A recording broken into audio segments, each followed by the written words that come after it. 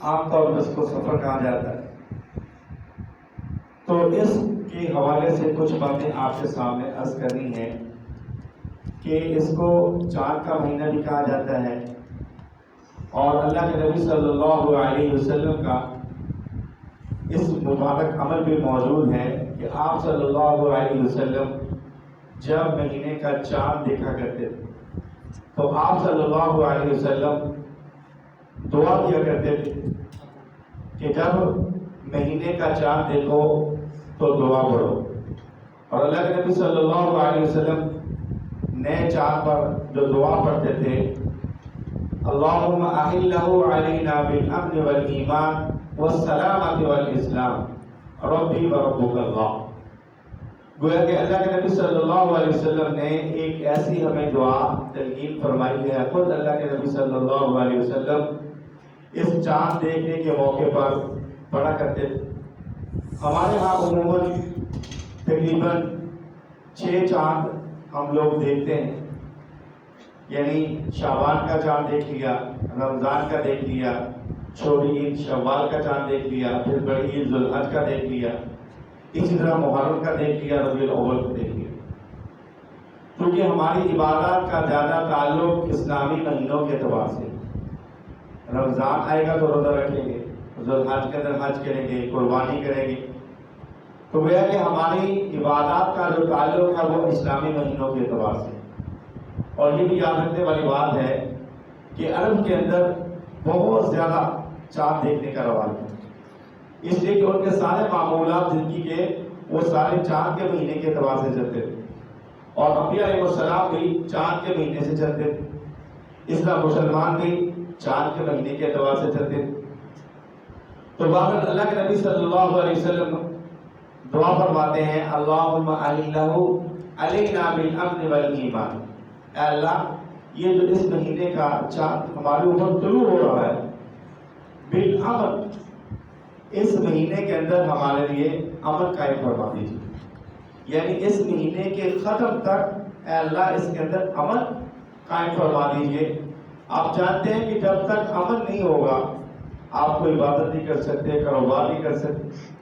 تو لہذا اللہ کے نبی صلی اللہ علیہ وسلم نے سب سے پہلے اللہ سے امن مانگا، اے میرے مولا اس مہینے کے آخر تک ہمیں جو ہے امن عطا فرما، اور آگے فرمایا بالایمان، اے اللہ میں ایمان پر قائم رہوں، اور آگے فرمایا والسلامۃ والاسلام، اے اللہ میرے سارے کام دنیا کے دین کے ساری چیزیں میری سلامت رہیں، وہ اسلام، اور میں اسلام پر چلتا رہوں، اسلام پر قائم رہوں۔ تو یہ اللہ کے نبی صلی اللہ علیہ وسلم نے دعا تلقین فرمائی،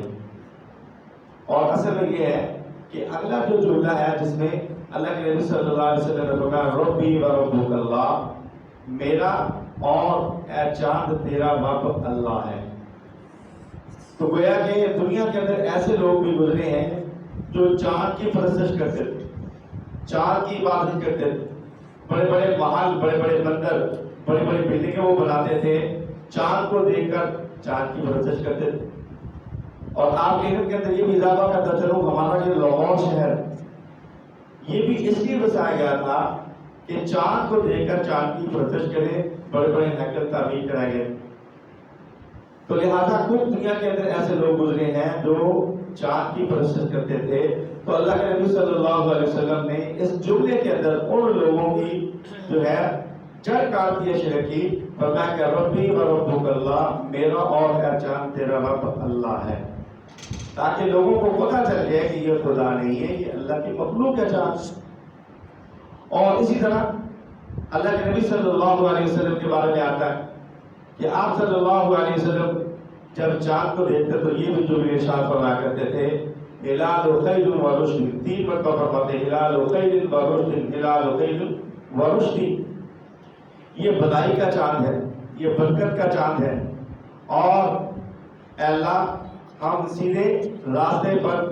قائم رہیں، یہ وہ چاند ہے۔ تو اللہ کے نبی صلی اللہ علیہ وسلم پھر آگے فرماتے ہیں آمنت بالذی خلقک، میں ایمان لایا اس پر اے چاند جس نے تجھے پیدا کیا، آمنت بالذی خلقک میں ایمان لایا اس چیز پر اے چاند جس نے تجھے پیدا کیا ہے، یعنی اللہ نے تجھے پیدا کیا۔ پھر اللہ کے نبی صلی اللہ علیہ وسلم فرمایا کرتے تھے الحمدللہ الذی ذهب بشہر کذا وجاء بشہر کذا، اے اللہ تیرا شکر ہے کہ ایک مہینہ جو گزر گیا اب یہ دوسرا مہینہ شروع ہو رہا ہے۔ تو گویا کہ آپ یوں سمجھے کہ جو بندہ محرم کا چاند ختم ہوا اور سفر کا چاند دیکھا ہے تو یہ سمجھتا ہے کہ میں نے اب سفر کا چاند دیکھا ہے، محرم کا مہینہ گزر گیا، اب سفر شروع ہو رہا۔ اور یاد رکھیں کہ یہ چاند جو دیکھنے والے ہیں یہ سنت عمل ہے، دیکھنا چاہیے، کیونکہ جب چاند نیا شروع ہوتا ہے یہ ہمیں سبق دے رہا ہے اور یہ ہمیں اطلاع دے رہا ہے کہ بھائی جو زندگی اللہ نے تمہارے مقرر کی ہوئی ہے، لکھی ہوئی ہے، اس میں سے ایک مہینہ تمہارا اور کم ہو گیا۔ غور و فکر کرو، اب تو موت کے قریب ایک مہینہ اور قریب ہو گئے ہو۔ اور فرمایا جو اللہ والے ہوتے ہیں، جو اللہ کے نیک بندے ہوتے ہیں، وہ خوش ہوتے ہیں کہ محبوب سے ملنے کا وقت قریب آتا جا رہا ہے۔ تو بعض لوگ جو ہے یعنی مہینوں کو بھی منحوس سمجھتے ہیں، نحوست سمجھتے ہیں اور پریشانی کا باعث سمجھتے ہیں، ان میں سے یہ سفر کا مہینہ ہے۔ جاہلیت کے اندر بھی لوگوں نے بہت سارے اس کے اندر عقیدے بنائے ہوئے تھے اور ان کے توہمات تھے، اللہ کے نبی صلی اللہ علیہ وسلم نے ان کی نفی فرمائی، اور ان میں سے ایک سفر کا مہینہ ہے۔ یاد رکھیں اس کو سفر المظفر کہنا چاہیے، صرف سفر نہ کہیں۔ اب سفر کا لفظی معنی جو علامہ ابن کثیر رحمۃ اللہ علیہ نے کیا ہے وہ فرماتے ہیں کہ اشہر حرم، یہ 4 مہینے جس کا قرآن نے ذکر کیا ہے کہ جاہلیت کے دور کے اندر اور اسلام کے شروع کے اندر بھی ان 4 مہینوں کا احترام کیا جاتا ہے، یعنی 3 مہینے لگاتار ہیں، ذوالقعدہ، ذوالحج اور محرم، اور 6 نمبر پر مہینے جو رجب کا مہینہ ہے، تو یہ 4 مہینے عرب والے 3 مہینوں کے اندر اپنے گھروں میں رہتے تھے، لڑائی جھگڑا نہیں کرتے تھے، قتل و غارت نہیں کرتے تھے، ڈاکہ دانی نہیں کرتے تھے، لوٹ مار نہیں کرتے، اپنے گھروں کے اندر رہتے تھے۔ جب محرم کا مہینہ ختم ہو جاتا اور سفر شروع ہو جاتا تو یہ لوگ اپنے گھروں سے نکل جاتے لڑائی کے لیے، کیونکہ یہ جنگجو تو آئے تھے، اور اپنی بہادری دکھانے کے لیے، اور بعض علماء نے لکھا ہے کہ وہ اپنے کاروبار کے نکل جاتے تھے۔ تو بہرحال سفر کا معنی ہوتا ہے خالی ہونا، کیونکہ یہ لوگ اپنے گھروں سے نکل جاتے تھے، ان کے گھر خالی ہو جاتے تھے، اس لیے اس کو سفر کہا جاتا ہے۔ اور اسی سے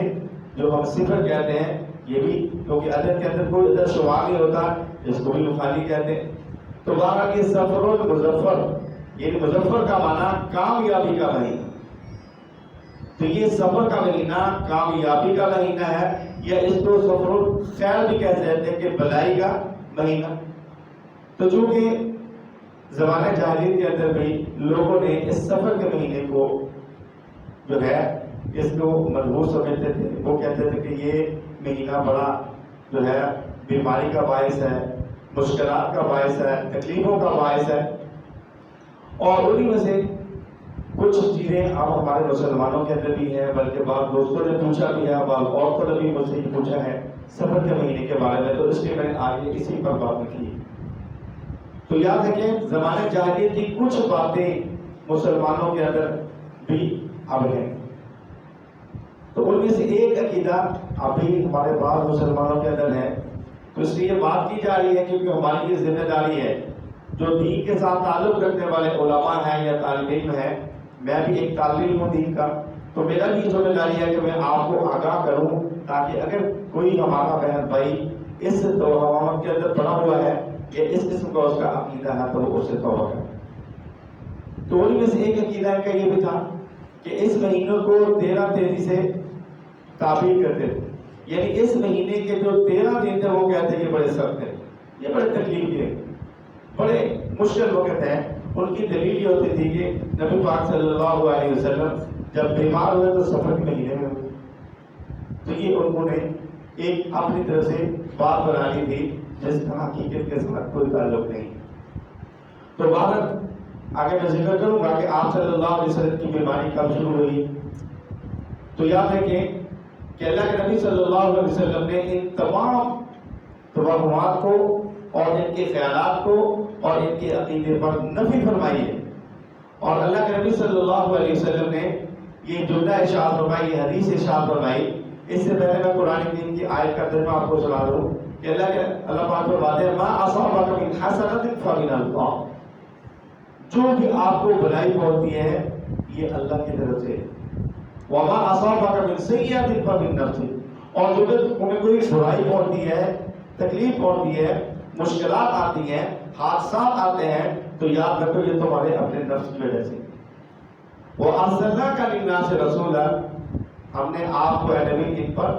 گواہ بنا کر بھیجا ہے. اور وَكَفَىٰ بِاللَّهِ شَهِيدًا، اور اللہ کافی ہے اس پر گواہ.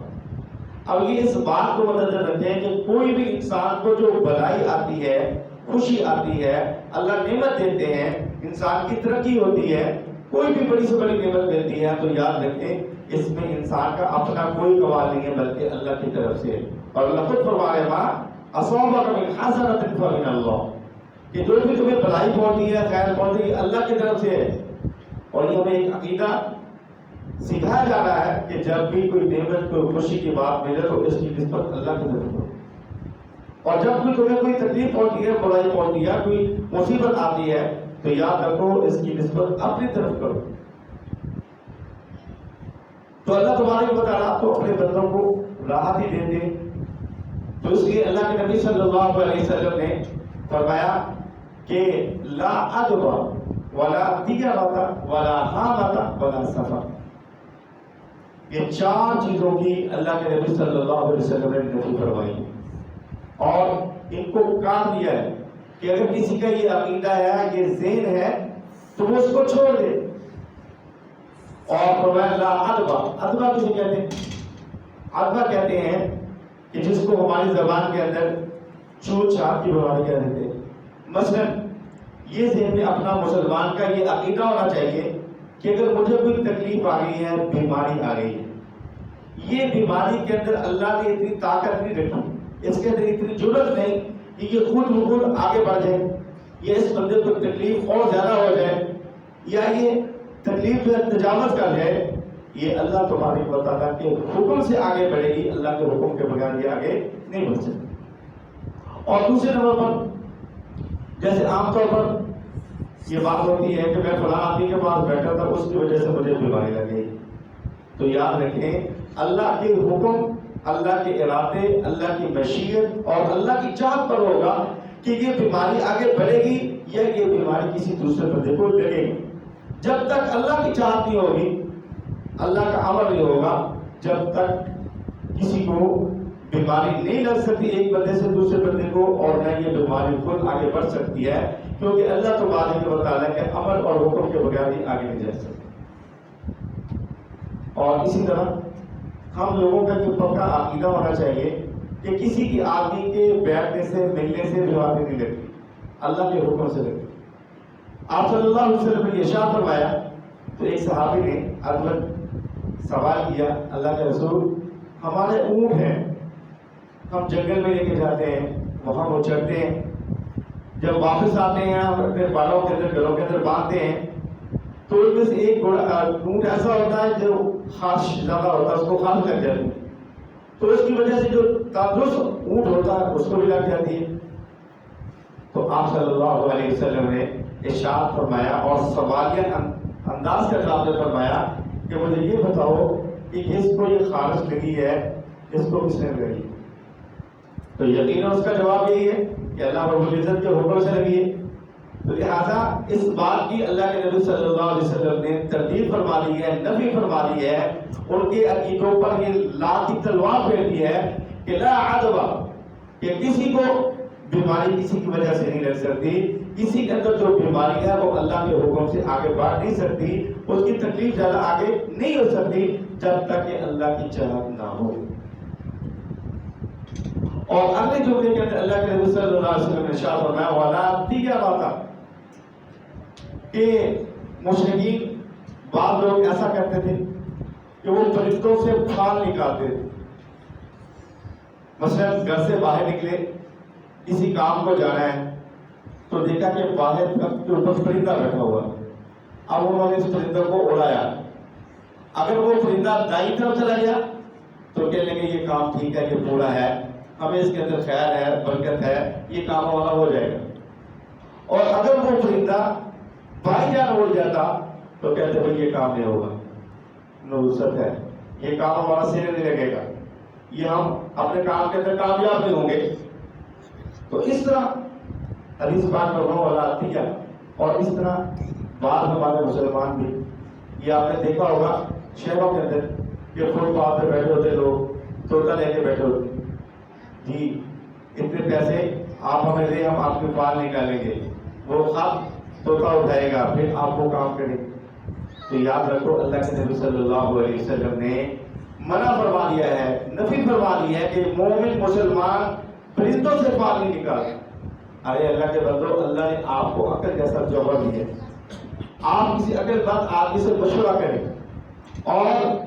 جو بھلائی کا راستہ اس کو اختیار کریں اور اللہ تبارک و تعالیٰ سے خیر مانگے, بھلائی مانگ کر وہ کام شروع کریں. یہ جو پرندے ہیں ظاہر آپ ان کو اڑائیں گے, یہ کوئی دائیں جائے گا کوئی بائیں جائے گا, تو عقل بھی اس بات کو نہیں مانتی. تو لہٰذا اللہ کے نبی صلی اللہ علیہ وسلم نے فرمایا یہ جو لوگ اس قسم کی جو ہے پرندوں سے فال لیتے تھے, فرمایا والا تیارہ, یہ بات شغلی, ہاں اچھا جو ہے شغل لیا جا سکتا ہے, لیکن پھل فالی لینا یہ اللہ کے نبی صلی اللہ علیہ وسلم نے فرمایا حرام ہے. اس طرح عرب کے ایک اور یہ بھی بڑی کی طرح کی خصلت تھی, تو ان کے پاس سکہ ہوتا تھا, وہ سکے کو زمین کے اوپر یعنی پھینکتے تھے آسمان کی طرف, جب وہ نیچے آتا بیانی ایسے سمجھے کہ جیسے آپ کرکٹ کا میچ دیکھتے اس سے پہلے ٹاس ہوتا ہے, وہ اوپر کو پھینکتے ہیں, یہ میرا چاند ہے, یا وہ مسجد ہے, یا قائد اعظم کی تصویر ہے, پیچھے آئے گی, آپ بیٹنگ کریں گے, وہ بالنگ کریں گے. تو اس طرح وہ اوپر کو سکہ پھینکتے تھے کہ اگر یہ چیز آگے تو ہم یہ کام کریں گے, اگر یہ چیز آگے تو ہم یہ کام نہیں کریں گے. تو اسی کو اللہ کے نبی صلی اللہ علیہ وسلم نے فرمایا. یا اسی طرح مشرکین کی ایک اور بھی عادت تھی کہ جو مکے کا مجاور ہوتا تھا اس کے پاس آتا, اس کے پاس جو سکے ہوتے تھے تھیلی کے اندر, وہ ان کو جو ہے آپس کے اندر چیک کراتے اور نیچے پھینکتا, وہ کہتا ہے یہ آ گیا ہے, یہ آپ کام کریں, یہ آ گیا آپ یہ کام نہ کریں. تو اللہ کے نبی صلی اللہ علیہ وسلم نے ایسے عقیدے پر یہ ضرور لگا دیا ہے کہ ولا تیارہ, کہ ایسا بد فالی لینا بھی یہ حاصل. اور اگلے جملے کے اندر اللہ کے نبی صلی اللہ علیہ وسلم نے فرمایا ولا حامہ, یہ حامہ یہ بھی ان کا ایک بد عقیدہ تھا, غلط عقیدہ تھا. وہ کیا تھا, وہ کہتے تھے کہ اگر ہماری چھت کے اوپر آ کر الو بیٹھ گیا, یہ جو الو پرندہ ہے, تو کہنے لگے کہ ہمارا کام نہیں ہوگا. اگر ہمارے سامنے آ کر بیٹھ گیا دیوار کے اوپر, تب بھی ہمارا کام نہیں ہوگا. یا اسی طرح وہ کہتے ہیں کہ راستے میں جا رہے ہیں, راستے میں کالی بلی آ گئی, کتا آ گیا, یا جا رہے تھے بچے نے کسی نے پیچھے سے آواز دے دی, تو کہنے لگے اب بچے نے ٹوک دیا ہے, یہ راستے میں کتا آ گیا ہے, بلی آ گئی ہے, الو کو ہم نے دیکھ لیا, ہمارا کام سے نہیں ہوگا. اور انہی میں سے ایک ان کا ایک عقیدہ یہ بھی تھا کہ جب ان کا کوئی آدمی کسی جنگ کے اندر یا کوئی آدمی لڑائی کے اندر قتل ہو جاتا, تو ان کا یہ عقیدہ تھا کہ مقتول جو آدمی قتل ہوا ہے اس کی روح ان کے پاس آتی ہے, وہ آ کر ان کو کہتی ہے کہ جی مجھے خون پلاؤ, مجھے خون پلاؤ, مجھے خون پلاؤ, یعنی میرا بدلہ لو. تو پھر وہ لوگ اس آدمی کو قتل کرتے تھے. تو اللہ کے نبی صلی اللہ علیہ وسلم نے فرما دیا ولا حامہ, یہ عقیدہ بھی حرام ہے, یہ بھی عقیدہ درست نہیں. اور آگے اللہ کے نبی صلی اللہ علیہ وسلم نے فرمایا ولا سفر, کہ بعض لوگ مہینہ سفر کو بھی منحوس, نحوست والا, بیماریوں والا, مشکلات والا سمجھتے ہیں. اور آج ہمارے مسلمان اس کے اندر مبتلا ہے, اس کے اندر شادی نہیں کرنی, نکاح نہیں کرنا, کوئی اچھا کام نہیں کرنا. یا کیوں نہیں کرنا بھائی, یہ شر کا مہینہ ہے, یہ اس کے پہلے 13 دن جو وہ بڑے مصیبت والے ہیں, ہم اس کے اندر نہیں کریں گے. تو اللہ کے نبی صلی اللہ علیہ وسلم نے فرمایا بلا سفر کے بارے میں ایسا گمان رکھنا کہ بالکل غلط ہے. بلکہ اللہ کے نبی صلی اللہ علیہ وسلم نے فرمایا حدیث قدسی ہے, یؤذینی ابن آدم, اللہ کے نبی صلی اللہ علیہ وسلم ہوگا، اللہ فرماتے ہیں ابن آدم مجھے تکلیف دیتا ہے، یسب الدہر، زمانے کو گالی دیتا ہے۔ اللہ کو تکلیف کیسے دیتے ہیں؟ فرمایا تم زمانے کو گالی دیتے ہو، جس سے اللہ ناراض ہوتے ہیں، اللہ کو غصہ آتا ہے۔ یسب الدہر کہ زمانے کو تم گالی دیتے ہو، یہ سفر مہینہ ہے، زمانہ ہے۔ اللہ فرماتے ہیں انا الدہر، میں زمانہ ہوں، اس زمانے کو تو میں نے بنایا ہے، میں نے پیدا کیا۔ اور یاد رکھیں کہ اللہ تبارک و تعالیٰ نے جب زمانے کو پیدا فرمایا ہے، آسمان، زمین، یہ ستارے، یہ زمین کا نظام، یہ سب اللہ تبارک و تعالیٰ نے پیدا کیا ہے، تو کوئی بھی ایسا اس کے اندر کوئی شر والا معاملہ ہے نہیں، بلکہ اگر انسان کو دیکھا جائے تو اللہ تبارک و تعالیٰ نے تمام مخلوقات میں سے جو سب سے اشرف المخلوقات وہ حضرت انسان کو بنایا۔ تو اللہ فرماتا ہے میں نے تمہیں بھی پیدا کیا ہے، زمانے کو میں نے پیدا کیا ہے۔ آج بھی بہت سارے لوگ کیا کہتے ہیں، یعنی جھوٹ ہم بولتے ہیں، دو نمبری ہم کرتے ہیں، اور دغا بازی ہم کرتے ہیں، فراڈ ہم کرتے ہیں، بددیانتی ہم کرتے ہیں، سارے کا سارا جو بوال ہوتا ہے وہ زمانے پہ ڈال دیتے ہیں کہ زمانہ برا ہے۔